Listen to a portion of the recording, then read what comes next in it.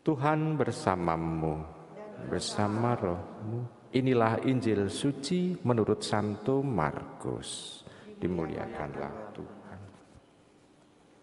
Pada suatu hari berkatalah Yesus kepada murid-muridnya, barang siapa memberi kalian minum secangkir oleh karena kalian pengikut Kristus, ia tak akan kehilangan ganjarannya. Barang siapa menyesatkan salah seorang dari anak-anak kecil yang percaya ini, lebih baik baginya jika sebuah batu kilangan diikatkan pada lehernya, lalu ia dibuang ke dalam laut. Dan jika tanganmu menyesatkan engkau, penggalah. Karena lebih baik bagimu dengan tangan terkudung masuk dalam kehidupan daripada dengan utuh kedua tanganmu masuk dalam neraka, ke dalam api yang tidak terpadamkan. Dan jika kaki menyesatkan engkau, penggalah. Karena lebih baik bagimu dengan kaki timpang masuk ke dalam hidup daripada dengan utuh kedua kakimu dicampakkan ke dalam neraka. Dan jika matamu menyesatkan engkau, cungkilah. Karena lebih baik bagimu masuk ke dalam kerajaan Allah dengan bermata satu daripada dengan bermata dua dicampakkan ke dalam neraka, di mana ulat-ulat bangkai tidak mati dan api tidak pernah padam. Sebab setiap orang yang digarami dengan api, garam itu memang baik. Tetapi jika garam menjadi hambar, dengan apakah kalian akan mengasinkannya? Hendaknya kalian selalu mempunyai garam dalam dirimu dan selalu hidup berdamai seorang dengan yang lain. Demikianlah sabda Tuhan. Terpujilah Kristus. Ibu bapak, saudara terkasih dalam Tuhan, bacaan Injil ini bisa kita bandingkan dengan situasi keadaan kita sekarang. Kalau ibu bapak itu dalam keadaan mampu di rumah, artinya tidak keuangan itu mampu gitu. Kita bisa bertanya, dalam 1 tahun Anda bisa menghabiskan berapa puluh ribu untuk membeli make up? Entah itu bedak, entah itu minyak wangi, entah itu pemutih, entah itu pelembut, entah itu apa. Berapa ratus ribu dalam 1 tahun Anda habiskan untuk itu. Make up itu untuk membenahi fisik kita. Tetapi apakah make up itu bisa menutupi dosa yang sudah kita lakukan karena fisik kita melakukannya? Apakah kalau kita menggosipkan kata-kata yang buruk atau memarahi orang sampai orang terpuruk, bisa kita selesaikan hanya dengan menghiasi bibir itu dengan lipstik? Apakah kalau kita kerap memukul orang sampai orang itu berdarah-darah, bisa kita tutupi dengan kita membelikan pelembut untuk tangan kita? Pendek kata, kita bisa melihat kita bisa boros untuk menutupi semua yang ada di dalam fisik kita ini yang buruk dengan make up. Tetapi kita tetap tidak bisa membersihkan apa yang ada dalam hati kita, yang kita ungkapkan dalam fisik kita ini. Semua dosa muncul dari hati kita, tetapi yang melakukan wujud nyata tindakan dosa itu adalah fisik kita. Kata-kata yang keluar, telinga yang seringkali kepo karena ingin untuk mencari bahan, menjelek-jelekan orang lain. Tangan kita yang bisa untuk memukul atau ngeplak carane bahasa Jawanya itu, atau kaki untuk menendang. Semua serba fisik, tapi itu muncul dari hati kita. Tuhan menginginkan yang penting hatinya itu putih, untuk bisa layak masuk surga.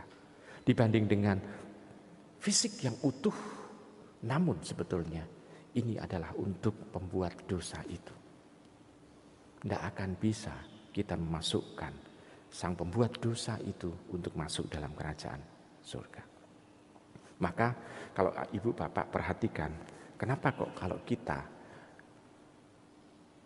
misalnya itu ketemu dengan orang mati, jenazahnya kita berkati. Ya karena fisiknya itulah yang mau kita berkati, kita mohonkan kepada Tuhan supaya kalau nanti pada hari kebangkitan fisiknya layak untuk masuk dalam kerajaan Allah.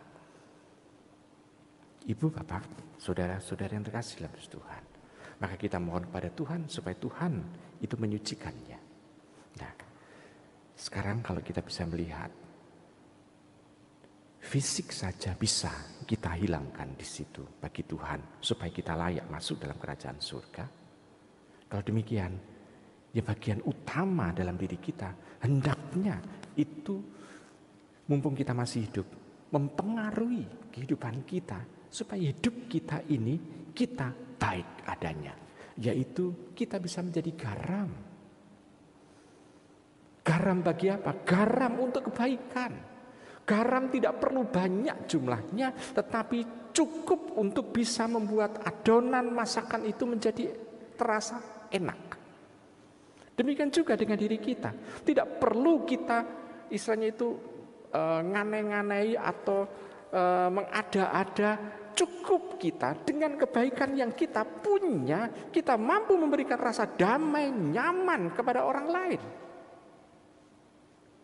Bukankah ini juga sifat garam di dalam diri kita ini untuk membuat kebaikan dalam hidup bersama. Hidup berdamai dengan orang lain itu munculnya juga karena dari hati kita ini untuk menggarami. Menggarami bukan berarti mau menyakiti hati orang lain, tetapi lebih mau untuk membuat orang lain bisa merasakan bahwa Allah hadir dalam dirinya melalui kehadiran kita. Ini hidup kita sebagai garam. Garam bisa dirasakan oleh orang, walaupun sedikit, tetapi sungguh-sungguh yang sedikit itu bisa mempengaruhi adonan yang banyak. Demikian juga dengan orang. Tidak hanya orang satu bisa merasakan, tetapi tempat di mana kita hidup di situ bisa merasakannya. Maka ibu bapak, saudara-saudara terkasih, kalau kita mampu untuk memberikan make up, apakah kita juga mampu juga untuk memberikan istilahnya mencari pembersih isi hati kita supaya hati kita ini menjadi penggerak bagi diri kita untuk menjadi orang-orang yang mampu menggarami kehidupan yang semakin menjauh dari Tuhan.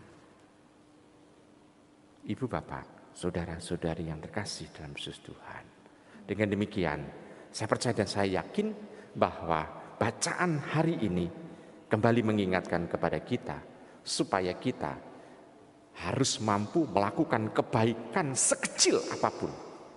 Bahkan Tuhan sendiri itu mengatakan barang siapa memberi kalian secangkir oleh karena kalian pengikut Kristus, berarti itu kan sesuatu yang kecil, hanya memberikan air minum kepada orang yang percaya pada Tuhan. Di situ sama saja orang itu tidak akan kehilangan ganjarannya. Maksudnya adalah ganjaran adalah kehidupan bersama dengan Allah. Berarti kita jangan lalu merasa tidak pede. Saya hanya bisa melakukan hal yang kecil.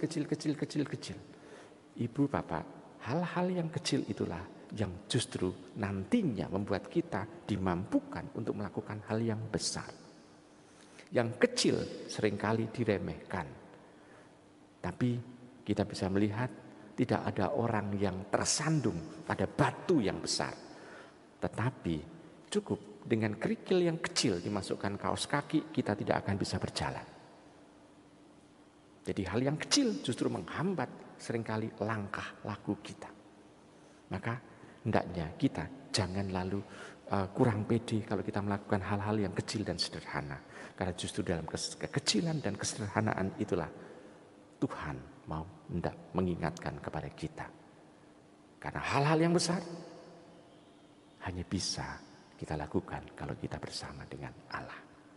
Ibu, bapak, saudara, saudara kasih dalam Tuhan. Seperti juga hari ini kita memperingati kelahiran Jean Berthier. Dia memulai dari usaha yang kecil. Hal yang sederhana. Di mana gereja kekurangan panggilan. Dia berusaha untuk memberikan yang terbaik. Yaitu dengan cara dia mendidik orang yang sudah dianggap dalam tanda kutip sepuh untuk menjadi seorang pelayan dalam gereja. Karena pada waktu itu seminari hanya bisa menerima orang-orang yang sejak muda. Yang sudah dianggap sepuh itu sudah tidak bisa lagi menjadi imam. Nah, Pater Berthier memulai dari hal yang kecil. Namun kita bisa melihat bahwa dari yang kecil, yang sederhana itu ternyata dia bisa membuat kami para MSF ini tersebar di seluruh dunia. Untuk bisa melayani gereja, termasuk di Keuskupan Agung Semarang. Ibu, bapak, saudara yang terkasih, hal yang kecil kita seringkali meremehkan, tetapi justru dalam hal yang kecil itu pendiri kongregasi MSF ini, Jean Berthier, melihat rencana Tuhan. Marilah kita hening sejenak, kita siapkan hati untuk kita mengungkapkan doa-doa kepada Tuhan.